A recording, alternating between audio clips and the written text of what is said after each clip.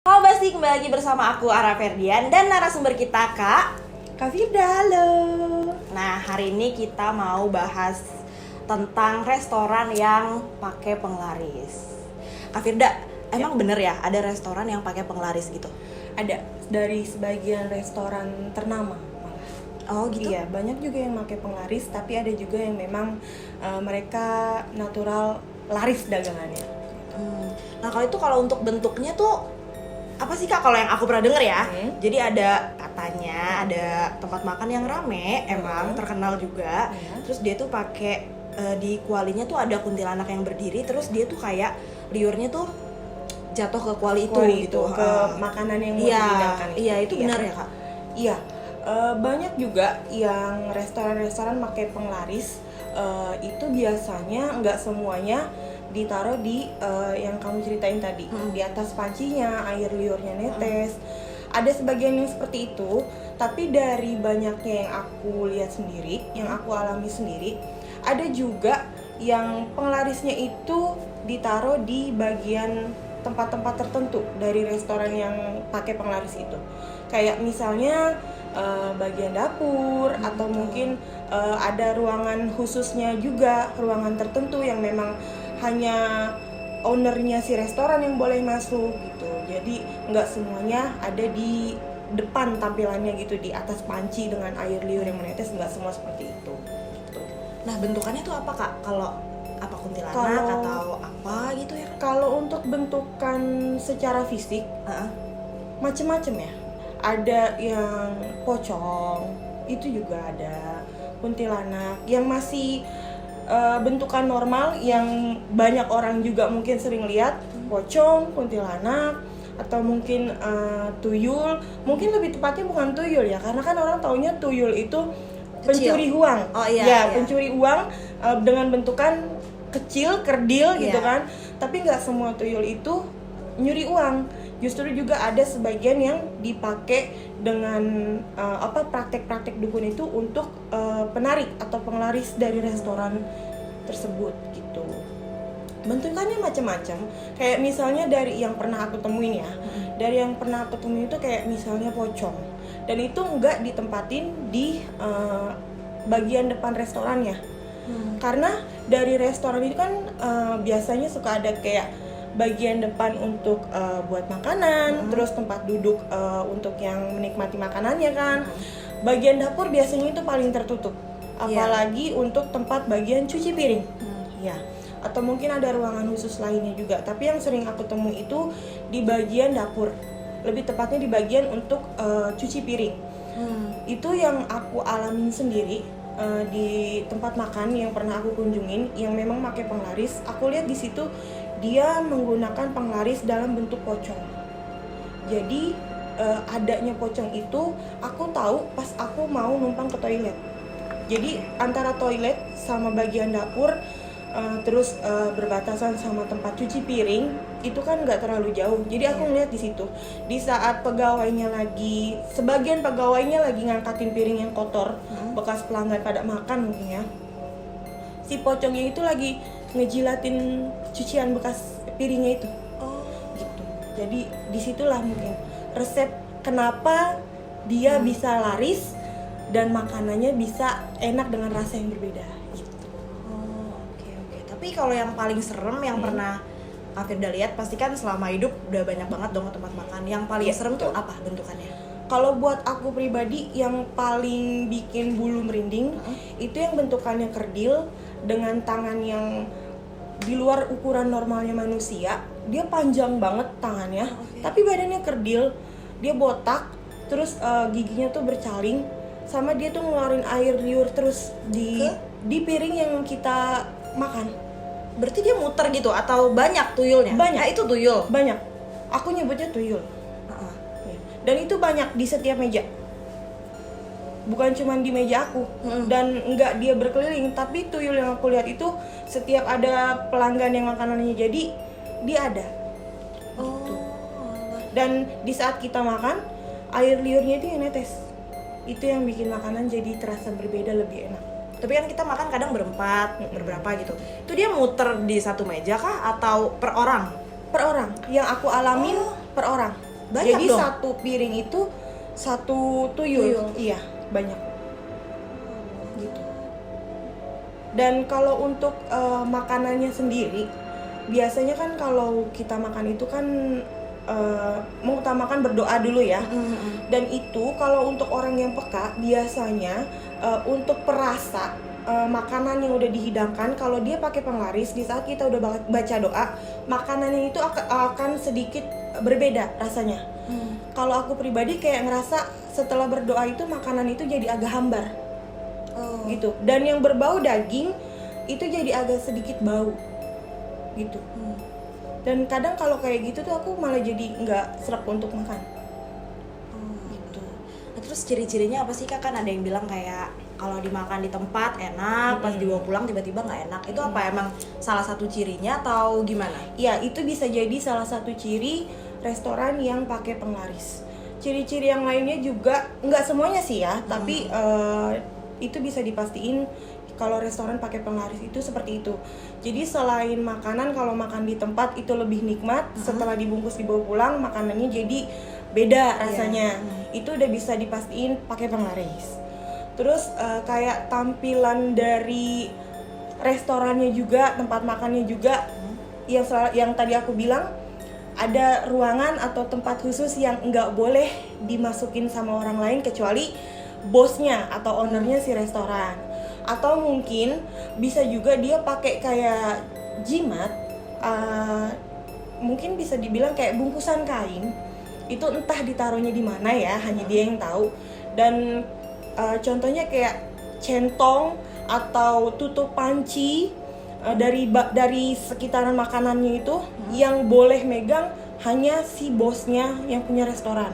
Pegawainya nggak ada yang boleh megang selain bosnya, karena yang kayak gitu itu pengaruh buat mereka, karena mereka kan kalau pakai penglaris itu mereka udah perjanjian dengan si penglarisnya, jadi hanya boleh bosnya yang ngendaliin barang yang udah ditetapin untuk makanannya supaya tetap enak. Ngomong-ngomong soal si bos sama si penglaris, berarti harus ada perantaranya dong? Iya, Dukun ya? iya.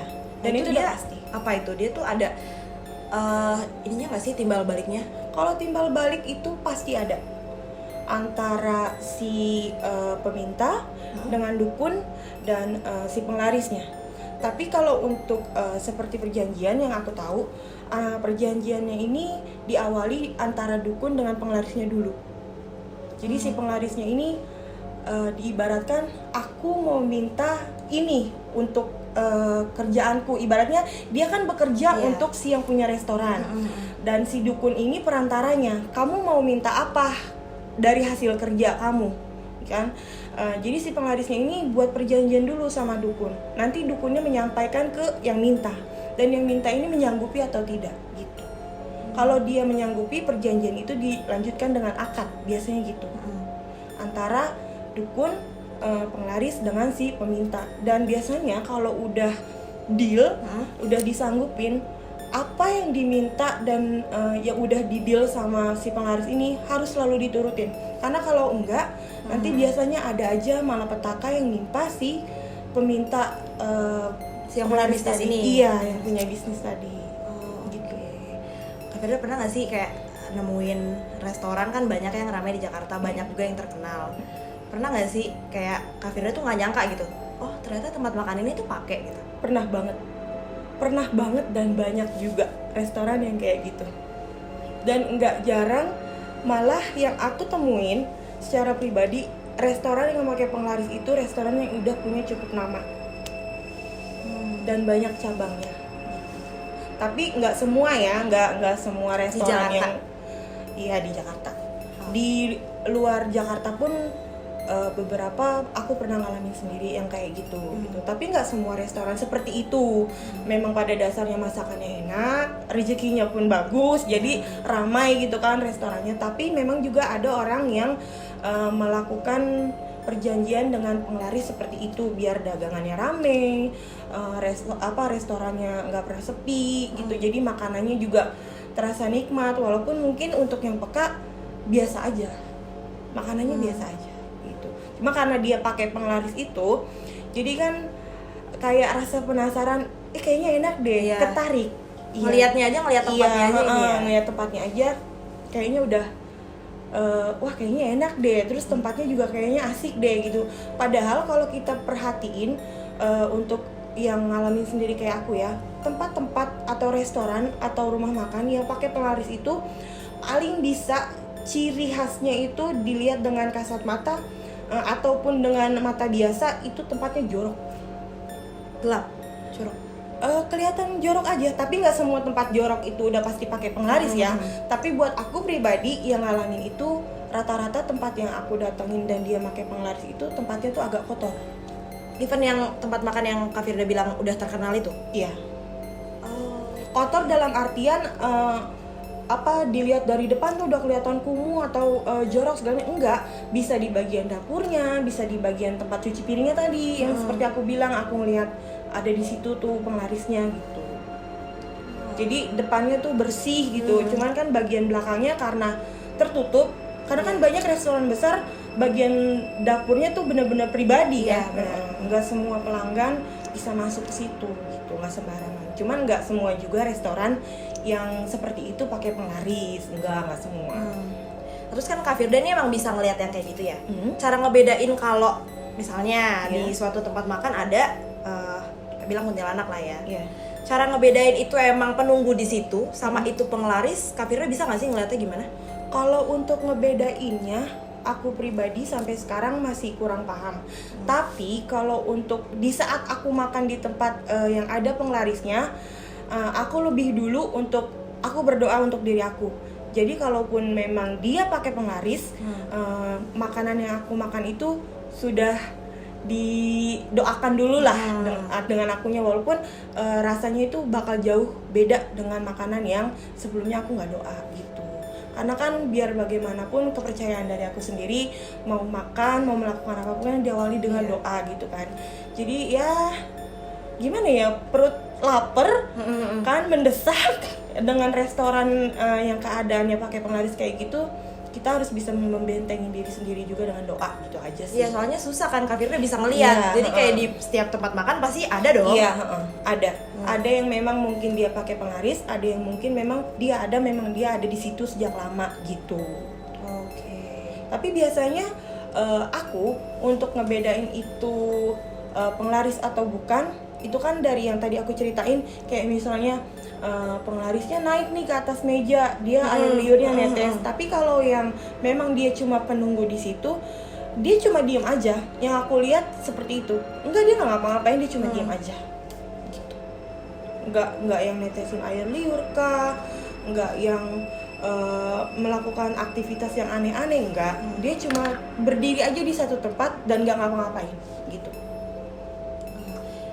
Anyway, aku pernah dengar dari teman katanya kalau mereka ini sebenarnya takut kalau berpapasan langsung sama kita, karena mereka tahu kalau kita bisa ngeliat mereka.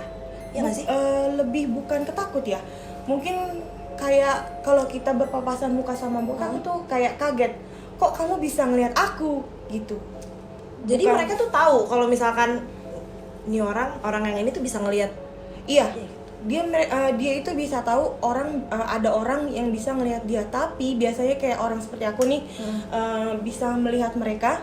Nanti di saat kita berpapasan muka atau berpapasan mata, mereka pun tatapannya beda, jadi lebih sinis gitu. Jadi lebih sinis ke kita yang bisa melihat mereka. Karena kaget juga. Iya, karena kaget. Kok dia bisa melihat aku gitu. Tapi berarti yang Kak Firda makan yang terus ada tuyulnya? Iya. Aku lebih baik berserah diri aja sama Allah, aku baca doa, bismillah. Walaupun makanannya udah pasti jauh beda ya. Enggak senikmat yang mungkin orang lain nikmati gitu. Rasanya benar-benar jauh beda, tapi ya udah bismillah makan. Tapi sorry Kak, kan yang tadi tuyul itu kan makannya di satu-satu meja gitu kan ya. Tuh setelah baca bismillah, apa dia masih kayak gitu atau? Kalau yang benar-benar aku lihat, di saat aku udah baca doa bismillahirrahmanirrahim, tuyul itu pindah ke piring yang lain. Yang mungkin aku nggak tahu ya, karena kan nggak mungkin juga di satu restoran yang sama aku nanyain ke orang-orang di situ udah baca enggak doa gitu. belum gitu kan. Aku kan nggak mungkin kayak gitu. Cuman yang aku lihat, yang sering aku alami kayak gitu, di saat aku udah baca doa, tuyul itu hilang, pindah gitu. Atau penglaris yang memang ada di situ pindah. Yang kalau memang dia mendatangi makanan satu-satu ya. Tapi kalau yang pada dasarnya memang dia ditaruh di gerobaknya kah, atau dia taruh di satu tempatnya kah, itu kan nggak bisa aku lihat apakah dia ngilang, apakah dia pindah. Aku cukup ya udah baca doa aja gitu. Masih di tuyul tadi, itu tuh dia stay di meja makan kita sepanjang kita makan, atau cuman awal aja sebelum kita makan? Sepanjang kita makan, sampai kita selesai makan. Ngapain tuh Kak dia? Iya, tugas dia air liurnya itu, biar makannya itu setiap suapnya itu terasa nikmat terus gitu. Jadi kan rasa nikmat itulah yang bikin nanti balik lagi nih ke restoran ini karena makanannya enak gitu. Dan nggak mungkin juga di saat aku makan aku bilang sama yang makan yang lainnya, jangan dimakan, di situ ada ininya ini. Nggak mungkin dong. Jadi ya udahlah, aku pun nggak bisa berbuat banyak kan kalau di tempat umum seperti itu. Jadi aku berusaha membentengi diriku wujudnya sendiri. Maksudnya wujud wajahnya ya, tuyul itu gimana Kak? Jelek banget. Mungkin buat teman-teman yang juga peka dan bisa sensitif atau melihat hal-hal atau makhluk-makhluk yang seperti itu, bentukannya tuh jelek banget. Seperti yang aku lihat tuh jelek banget.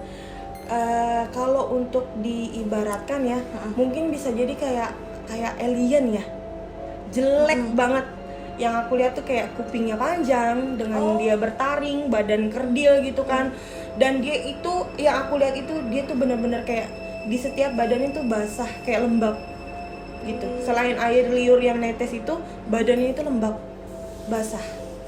Tapi kalau yang di film-film tuh bener yang dia cuman pakai celana dalam, ya kurang lebihnya digambarkan gitu. Bisa seperti itu. Oh iya? Iya, bisa seperti itu. Jadi dia naik ke meja gitu ya? Iya. Oh my god, serem banget. Serem banget. Tapi untungnya kamu gak bisa ngeliat ya? Enggak, untungnya. Tapi sedih juga sih, jadi takut ya. Lebih baik jangan.